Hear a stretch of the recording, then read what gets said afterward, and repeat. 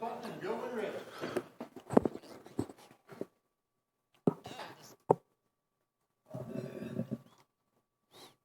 All right, welcome everyone to the January 17th, 2024 Police and Fire Commission meeting. First agenda item is a call to order, and second is the Pledge of Allegiance. If you could please rise. I pledge allegiance to the flag of the United States of America and to the republic for which it stands, one nation, under God, indivisible, with liberty and justice for all. All right, thank you everyone. Agenda item number 3 is approval of minutes from the January 2nd Police and Fire Commission meeting, a 10-minute meeting. Any comments or changes to those minutes? I'll move approval. Second. Any discussion? All right, all those in favor raise your hand and say aye. Aye. Any opposed? None. All right. Those minutes pass. And we'll move to agenda item number 4, public appearances for non-agenda items. No one in the room, no one on Zoom. Okay. So we are all set with agenda item number 4, and we'll move to item number 5, report from the fire department. Chief? So I'm getting there right now. I apologize for not having it up already.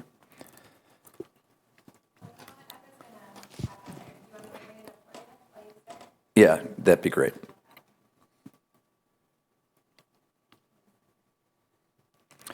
So one of the things that I'll just bring up for you right off the bat is our activity report. We're in the process of finalizing it because it's actually going to be part of our annual report.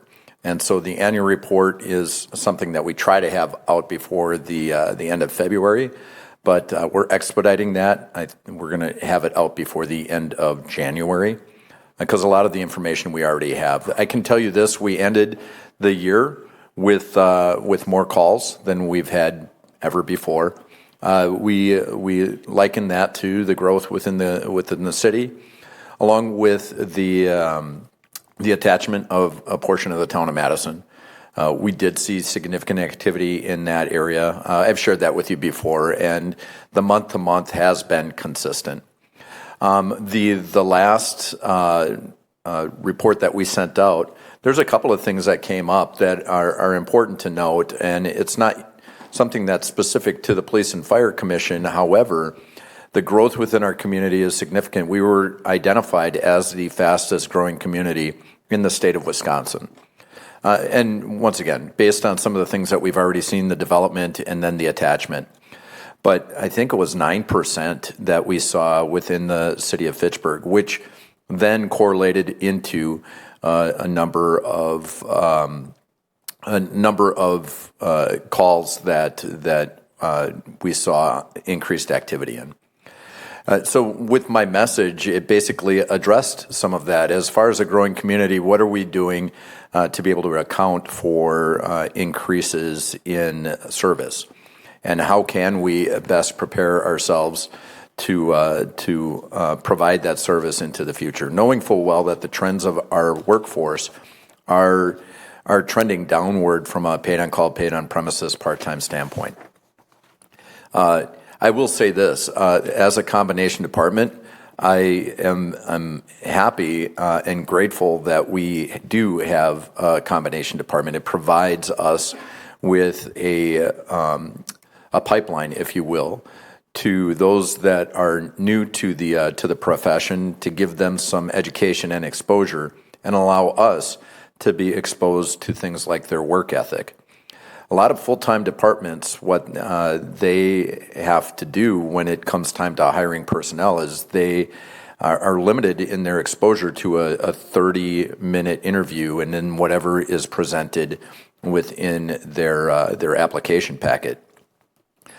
But the true impression of what that employee is going to be able to do based on personality, perseverance, and all of those things that contribute to somebody who's in it for the right reasons is actually experienced over the course of time. So those that we typically place on our fire department, especially those that come to us from our paid-on-call, paid-on-premises ranks, are are decent performers because we already have an idea of what they're going to do. So you will be able to see in the next report that we finished higher than we did in our calls for service.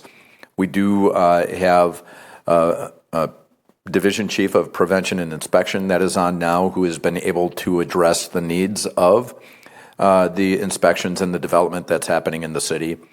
We're happy to report that he has been significantly active in things of code enforcement, building inspection, plan review, and he's been giving us a really good idea as to what we can expect in the future from a calls for service standpoint.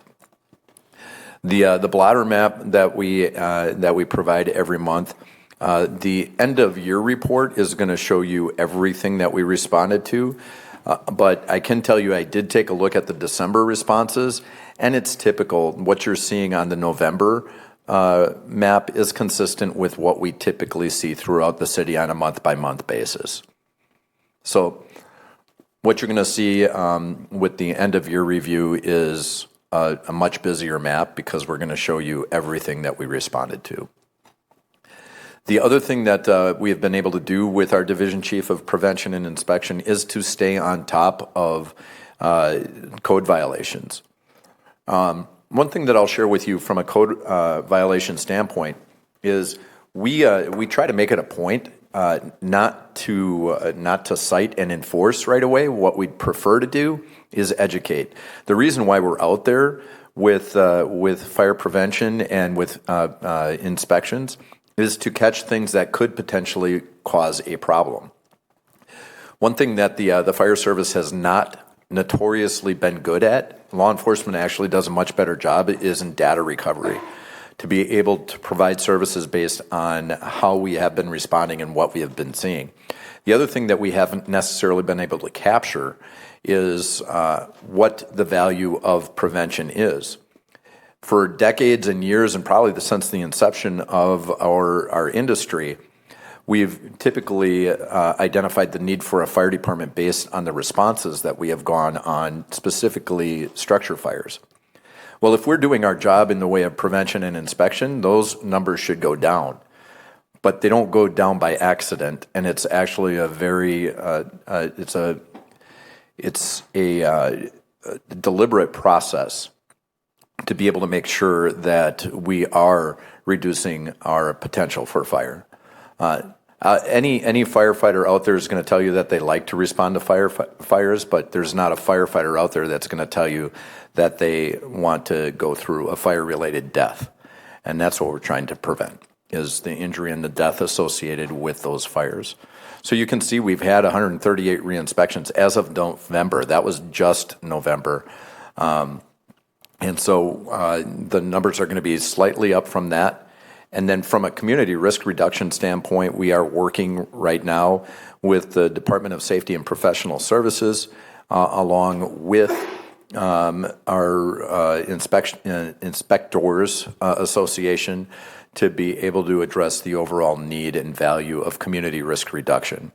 And that's going to involve an assessment associated with the risk that is in our community and what we're doing to prepare for that risk.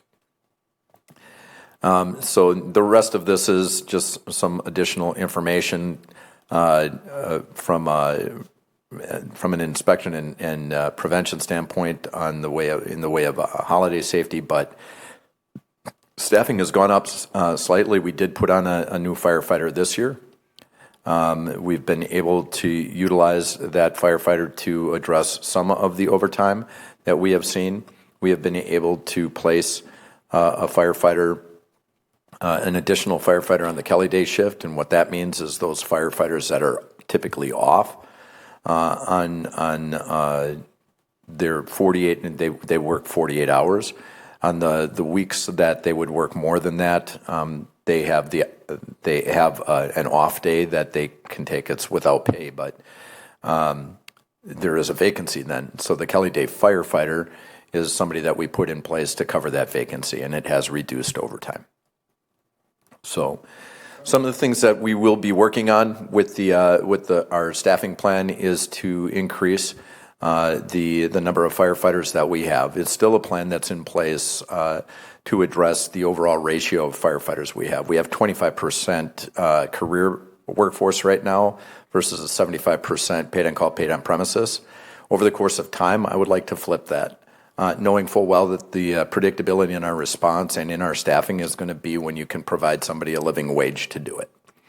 I also don't deny that there is value in making sure that that we have the ability to provide education and experience to entry-level firefighters or those that have very little in the way of exposure to the fire service. It gives us the ability to develop our firefighters and potentially bring them on board as career firefighters. We're seeing this throughout the state where firefighters are not easily, there's not as many applicants as there once were on the career side, but here too, if we already have a pipeline, it might actually work in our favor. So that's a lot of information to put out there. We are happy to note that we do have a number of firefighters that have expressed interest in a number of the things that we're working on currently, to include looking at things like promotion within our ranks. So good stuff, and we've been able to do some effective outreach over the past couple of months that has also worked in our favor from an exposure standpoint. Sounds good. Any questions for Chief Pulvermacher?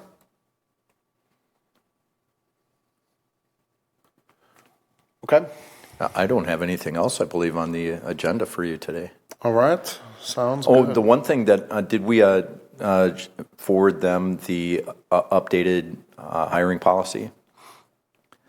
Nope, I can email that out to them, though. Okay, so remember last time we had talked about making some minor changes to the policy? That was made. I did share that with Sarah, so you will have access to it. It's basically what you approved, but now it's in writing. Got it. All right. We'll move on to agenda item 6A, the staffing report from the police department. Deputy Chief, welcome. Thank you. Appreciate it. Thank you. Just going to the sworn staffing report as we see it now. While Sarah gets that up, we currently have 7 vacancies at the police officer rank. 5 are in field training. We're hoping to get 2 off of field training shortly.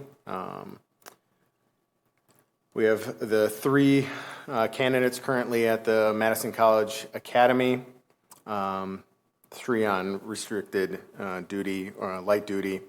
So there's a total of 19 unfilled positions within our police department with all those on field training. They don't necessarily count towards the schedule. The 3 there in the academy obviously don't count towards the schedule. The 7 vacancies and the 3 on leave, including a detective on leave.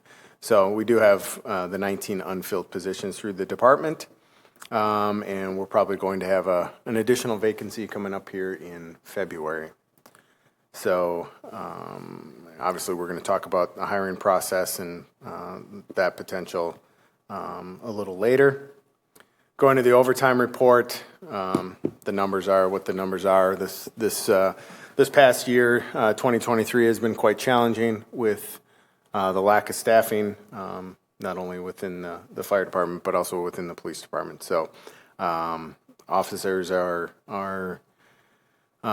doing some excellent work despite the vacancies, working many hours. Wish there would be some light at the end of the tunnel. Hopefully we can make some headway here at the first part of the year. As you all remember, at the beginning of last year, we had 11 vacancies. 4 extra officers doesn't seem like a lot, but hopefully we can make some headway in a positive direction moving forward. So, any questions on either of those reports? Yeah, just a quick question. What all goes into briefing? Because it seemed like that number was substantially higher than the rest, and I was just wondering kind of how you all were handling that. The briefing Prep. overtime? The briefing prep number? The number of events is a lot. However, the total hours is only 18 hours. Okay. And though the briefing prep occurs when it's primarily for sergeants. So what they do is one sergeant comes in 15 minutes early. If it's two, one comes in early and gets the notes from the outgoing sergeants to prepare for briefing.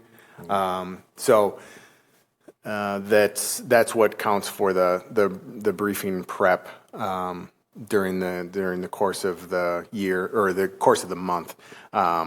There's obviously not a sergeant coming or taking in this case, it's always comp time as opposed to overtime.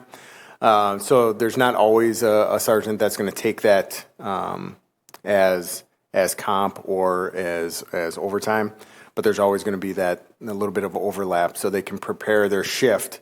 Because normally what would happen is the shift would start and those sergeants between first shift and second shift would be talking, and before you knew it, that first shift sergeant was there for a half hour, and there was never any kind of conversation as far as compensation. So we just kind of built in that 15 minutes before their shift. Gotcha. Thank you. Yeah. Any other questions? Deputy Chief, if I remember right, there was a motor vehicle accident where police officers were hit during the storm, I think it was. That's the correct. Winter storm. Yep. Are those accounting for any of the 3 individuals or I guess 4 individuals who are on light Leave? duty? No, none of those are accounting for that.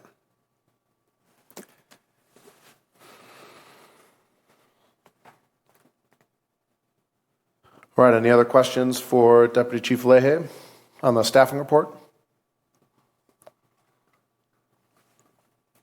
Okay, let's move to agenda item 6B, and I will move that pursuant to section 1985 sub 1 sub C Wisconsin statutes, that the commission move into closed session for the purpose of considering employment, promotion, compensation, or performance evaluation of any public employee over which the governmental body has jurisdiction or exercises responsibility, more specifically to make conditional offers of employment for police officer and to notice the commission of 2 retirements and 2 resignations. I'll second that. Any discussion? All right, all those in favor raise your hand and say aye. Aye. Any opposed? Okay.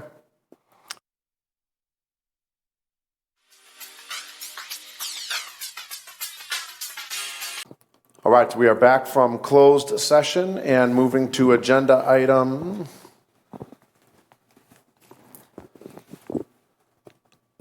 6C. Any action to be taken on items discussed in closed session? I will move that we accept the Deputy Chief's recommendation to extend conditional offers of employment to 3 candidates for the position of police officer. I'll second. Any discussion? All right, all those in favor, raise your hand and say aye. Aye. Any opposed?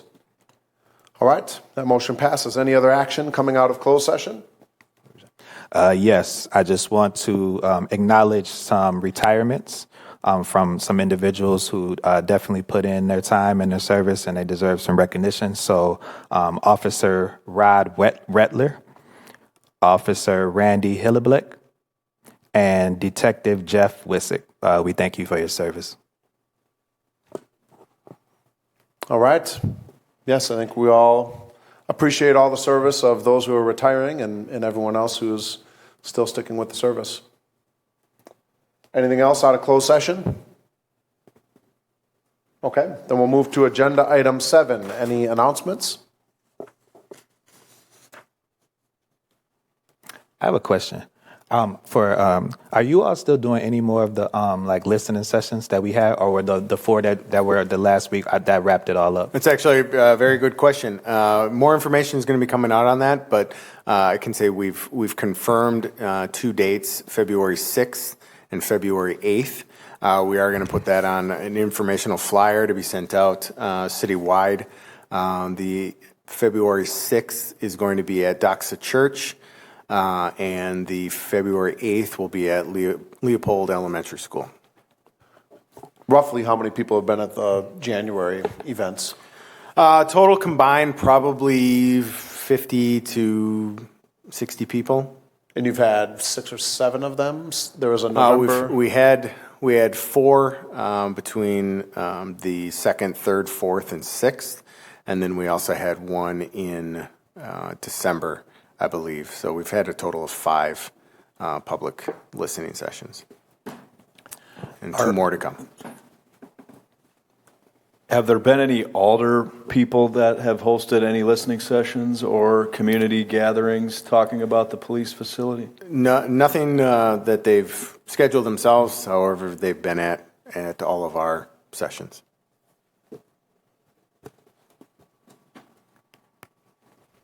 Okay, any other thoughts, announcements? Okay, then we'll move to agenda item number 8. And I will move to adjourn. Second. Any discussion? All those in favor raise their hand and say aye. Aye. All right, we are adjourned. Thank you.